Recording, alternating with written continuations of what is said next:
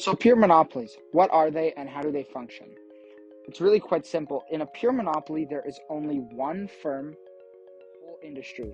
Because there's only that one firm, they set the price, and as long as the consumers are willing to purchase the product, they can sell for that price, and they face no competition because there are no substitutes. Barriers to entry are super important to understanding a monopoly, as it's one of the key ways that a monopoly functions.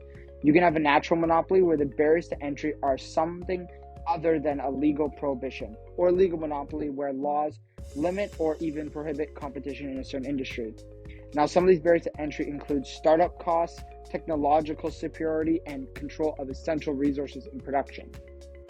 High barriers to entry essentially prevent other firms from joining, and as a result, no close substitutes for the good are available, meaning that the price elasticity of demand is highly inelastic.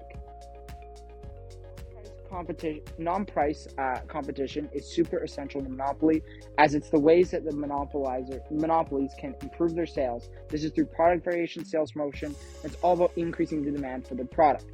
Examples of a natural monopoly can be the power lines around our house and gas networks, and a legal monopoly is the postal service, as government-run postal service. Characteristics of monopolies, in summary, include that there's one firm selling all output, it's a unique product, there's restrictions, and that there's specialized information unavailable to others. So the short and long run monopoly can be quite complicated, but here's a simple explanation. Producers want to produce at where marginal revenues equal the marginal cost, as it maximizes profit. Price is then set at where that line meets the demand line. In a long run, the prices can stay high, the revenue can stay high because of these high barriers. However, the profit is unguaranteed, because just because you're the only producer doesn't mean you'll make profit. Monopolies in practice can be owned by one nation, as we see often, and often governments will supervise the monopoly to make sure it's still working efficiently, not taking advantage of people. So there you go. That's monopolies. I hope you enjoyed.